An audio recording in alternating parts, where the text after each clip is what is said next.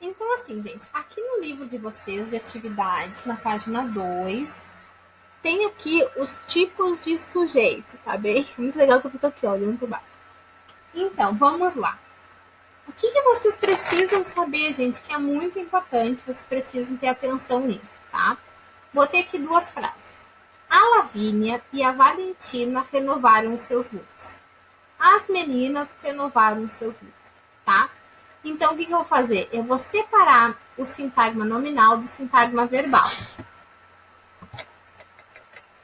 Nos dois casos, vou separar, nas duas frases, nas duas orações, tá? Cortei aqui, cortei aqui. Corto sempre na frente do verbo, né?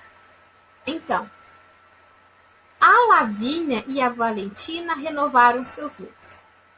Renovaram os looks é o meu predicado. A Lavínia e a Valentina são o quê? Sujeito, tá? Então, assim, meus amores, a Valentina e a Lavínia são os meus sujeitos, né? É o sujeito da minha oração. É de quem eu tô falando. Eu tô falando da Lavínia e da Valentina, né? E o que eu tô falando delas? Eu tô falando que elas renovaram seus looks. Antes elas se vestiam de uma forma, como eu comecei no início do vídeo, e depois eu botei boné e botei óculos, renovei meu look, né? Então elas renovaram o look delas. Então, a Lavínia e a Valentina são os meus sujeitos. Então, o sujeito é a Lavínia e a Valentina. Aí eu pergunto para vocês, quem é o meu sujeito? Lavínia e Valentina. Tá? Lavínia e Valentina. Olha esse E aqui que é muito importante. Vou até dar uma corzinha para ele, porque ele é muito importante. Vou botar um amarelo aqui, tá? E o meu predicado é renovaram os looks. Renovaram é o verbo, então ele é o meu núcleo. Verbo, você vê verbo. Renovaram. Renovaram é núcleo, tá? Vamos para a frase aqui de baixo. Vamos dar uma esperadinha. As meninas renovaram os seus looks. Eu tenho as meninas como sujeito e renovar os seus looks como predicado. Aqui o meu predicado ele não muda, é igual da primeira oração, mas o meu sujeito muda. Então, gente, como eu disse para vocês, meninas, sujeito e predicado renovaram seus looks, tá? Quem é o núcleo desse meu sujeito? As meninas. Meninas, porque elas são os substantivos e são aquelas palavras que a gente não pode tirar ela de jeito nenhum do núcleo. Elas são importantes demais para ser tiradas do núcleo e não perder sentido, né? Já o as, que são os nossos terminantes, a gente pode tirar que a gente não perde o sentido do nosso núcleo, né? Então tá. Aí aqui eu tenho predicado igual do primeiro, né? Predicado renovaram. O que acontece aqui que a gente não pode se perder é muito importante. Que aqui eu tenho dois núcleos. Aqui eu tenho um único núcleo. Sendo assim, a Lavínia e a Valentina eu tenho um sujeito composto. E meninas eu tenho meu sujeito simples, tá? Por eu ter nessa primeira frase aqui dois núcleos, Lavínia e Valentina, tenho dois núcleos, Lavínia, Valentina, dois núcleos. E aqui eu tenho um núcleo só, eu tenho meninas. As meninas renovaram seus looks.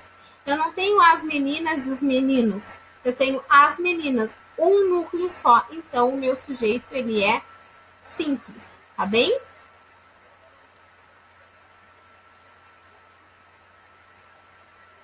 Então, aqui, gente, dois núcleos, sujeito composto. E um núcleo, o meu sujeito, ele é simples, tá? Vamos arrumar aqui. Sujeito simples, um núcleo. Dois núcleos, sujeito composto, tá bem?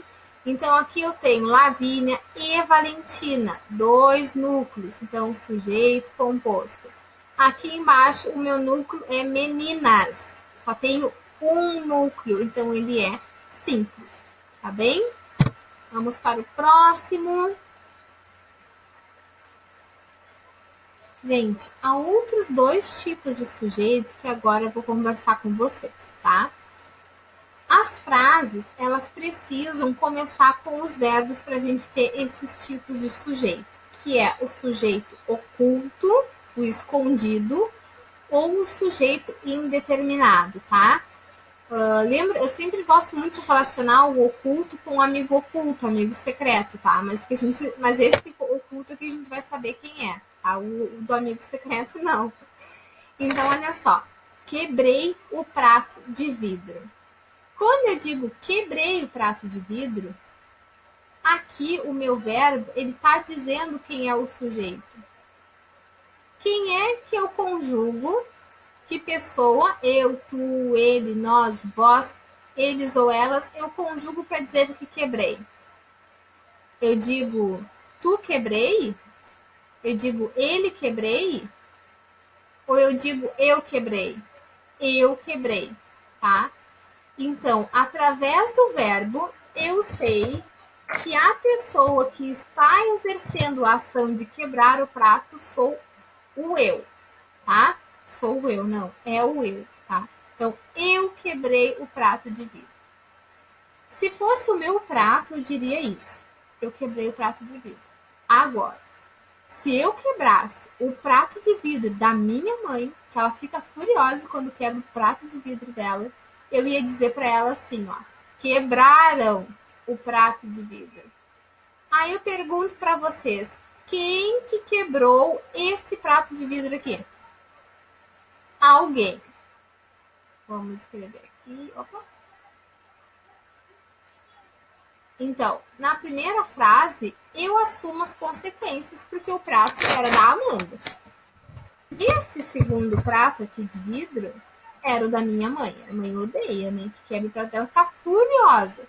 Então, quando o prato é o meu, eu digo quebrei o prato de vidro. Agora, quando o prato é da minha mãe, eu digo quebraram o prato de vidro, porque daí eu me isento de ser a autora desse prato ter quebrado. Pode ser qualquer pessoa. Então, quando eu consigo identificar que é o eu aqui, eu chamo esse sujeito de oculto. Tá?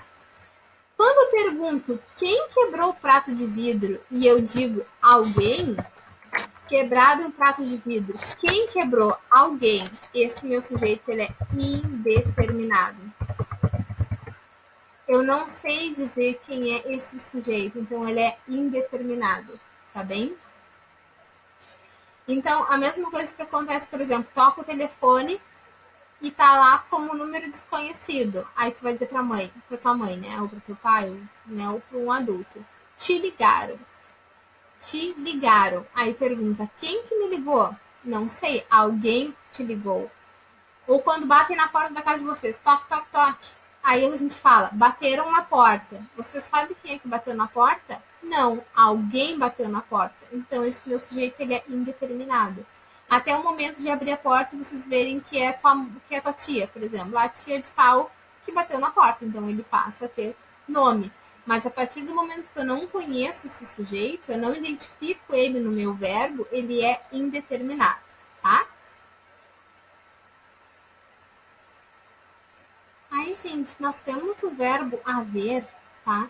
Que esse verbo ele não tem sujeito, tá? Por quê? Porque ele tem sentido de existir ou de acontecer, como neste caso aqui que eu botei dois exemplos. Há plantas no jardim. Esse verbo há plantas, do há, vocês perguntam, de que se fala? Não é plantas no jardim. Por quê? Porque eu substituo esse a por existir. Existem plantas no jardim, tá? Se eu troco esse verbo haver por existir, então ele não tem sujeito. Nunca. tá?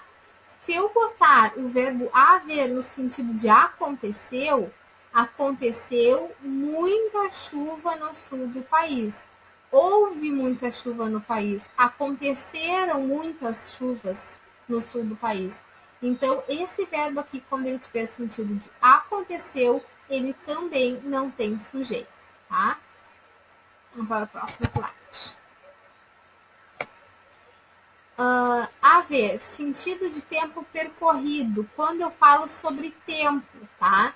Por exemplo, está parado, o verbo haver, está parado há 2 horas, tá? Há 2 horas alguém está parado. Esse alguém é quem? Não sei. Essa oração aqui é sem sujeito, tá? Eu poderia colocar aqui, ó, o relógio está parado. Só que esse relógio, ele tem um outro verbo, que é o verbo está. Tá? Quem está? O verbo está se referindo a relógio. O verbo está se referindo ao relógio. E o a? Há 2 horas. Ele fala de relógio? Não, ele é sem sujeito, tá? Fazem 2 semanas que não chove. Quem é que fazem 2 semanas que não chove? Não tem como dizer. Então, ele é também sem sujeito. Então, toda vez que o meu verbo haver e fazer, ele estiver no sentido de tempo, por exemplo, 2 semanas, 2 horas, então ele é sem sujeito, tá bem? E de tarefa para vocês, vocês também vão ter as páginas 3, 4, 5 e 6 do livro de atividades. Um beijão!